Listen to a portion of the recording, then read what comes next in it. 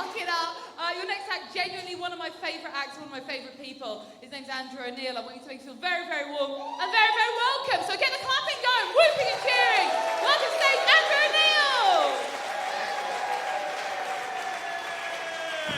Yeah!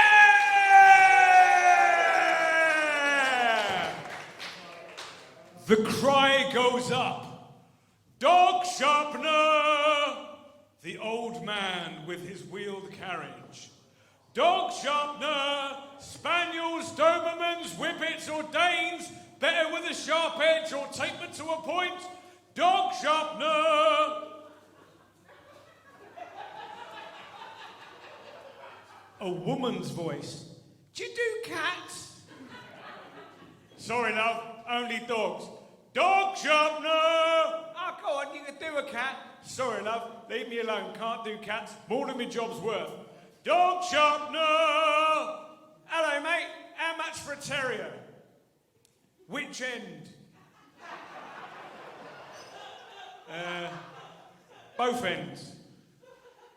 £5.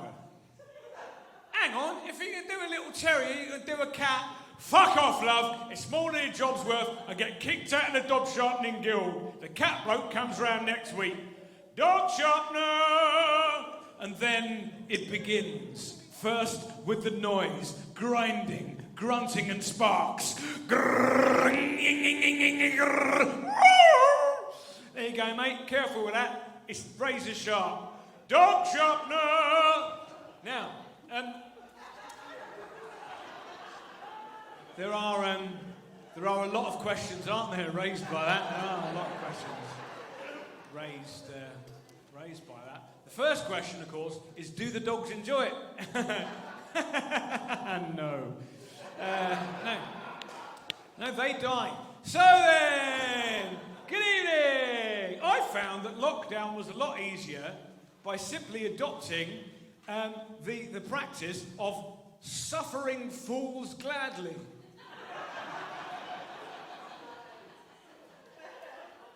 Because I used to be the sort of bloke who didn't suffer fools gladly. And then lockdown happened, and I found that made me very unhappy. So I adopted the practice of suffering fools gladly, and then I was like, an unmasked man coughing on the courgettes.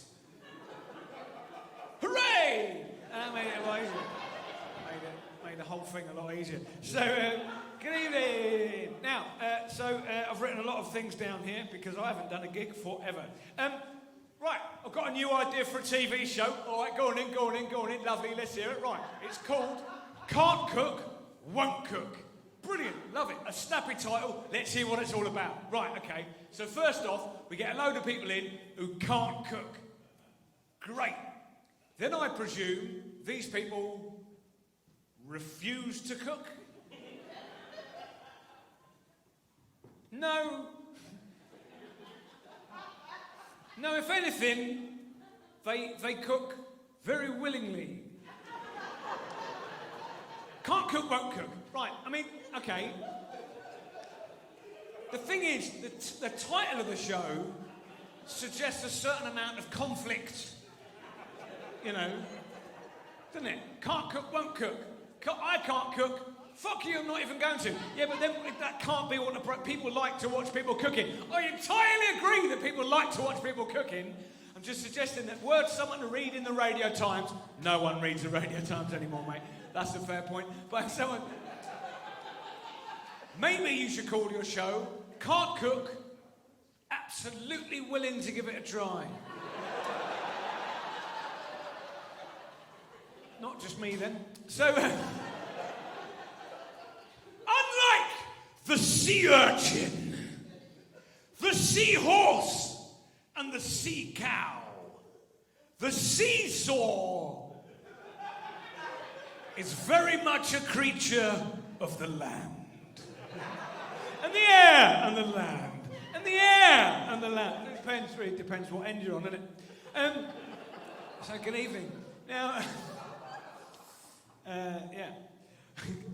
Only the crumbliest, flakiest foghorn boo tastes like like foghorn, never tasted Cadbury's foghorn. The most delicious approach towards achieving maritime safety. I'm a big fan of the word foghorn. A massive fan. It's not a word, it's a phrase. Big fan of it, right? For several reasons. Firstly, foghorn. It's nice, isn't it? It's very slightly onomatopoeic.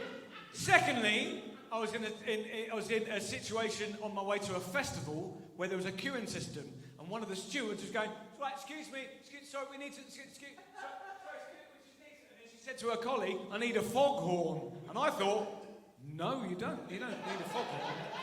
No, because what happened then is instead of going, excuse me, you'll go, boo! And then everyone will turn around and you go,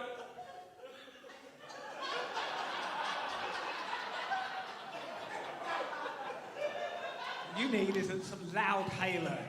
Loud hailer. It's the second reason I like the word foghorn.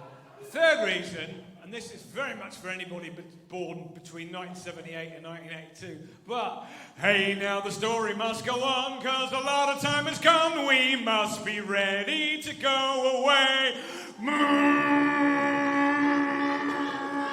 Willie Foghorn. Yeah, nailed it, that guy, right. Fuck the rest of you.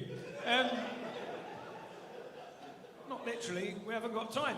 Now, so I think the main beneficiaries of COVID-19 are people with ugly mouths.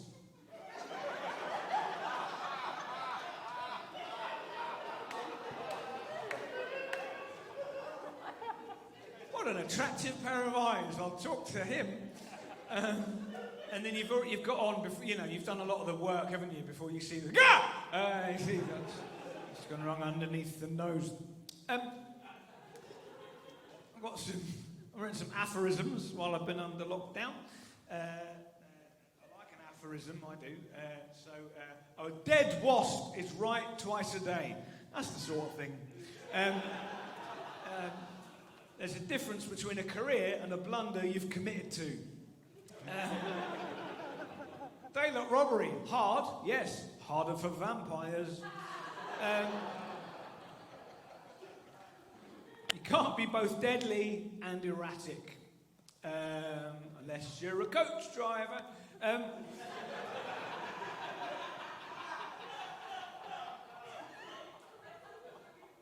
Patience is a virtue most serial killers have. Furthermore, there's no such thing as an unsuccessful serial killer. Once you're serial, you've made it. Written some insults. When you shit, God closes his eyes. That's one of them.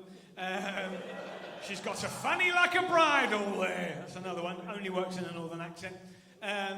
Got some board game ideas. Screwball Scrabble. Which is a word game where the letters are printed on little ball bearings and they can't be part of the game until you've navigated them through a frustratingly complex maze.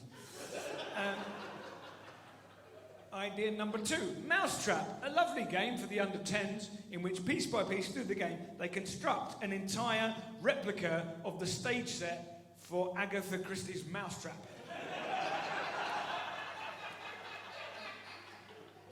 I've written some TV show ideas. You're all familiar with Gentle Ben, of course. A lovely, sort of 1970s, 1980s American TV show where a bear stands up and wins. Gentle Ben. Aggressive Ben, that's my idea for a show. It's a lot more goring. A reboot of the children's TV show Nightmare, in which we follow the children home as they realise that the helmet will not come off.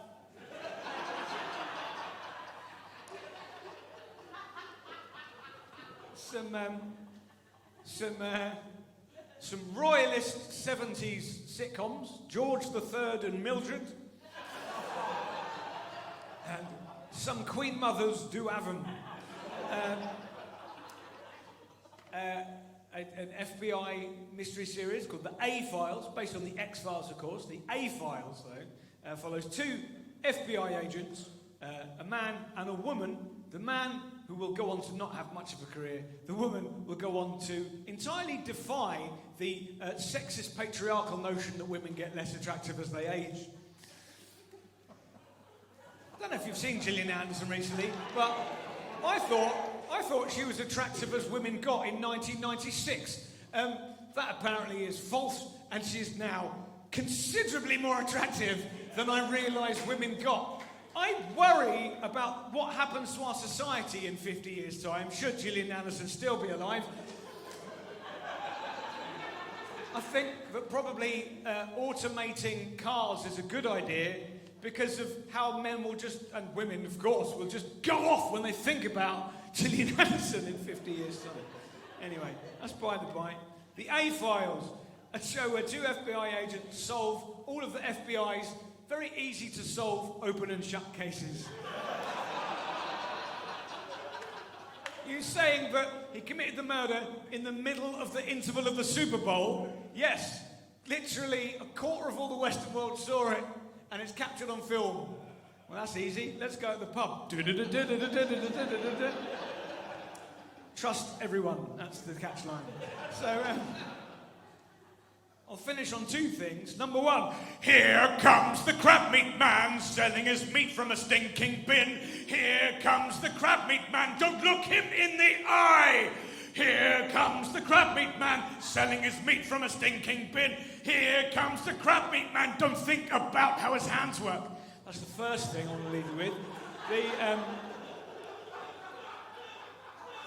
The second thing was as I was on the way here at London Bridge Station, right? I was just getting onto the train, and this woman was working, for the station, said to me, "Oh, can I help you with that?" Because I was carrying my bag. And she went, "Oh, mind your step." And I said, "You mean mind my step?" And she went,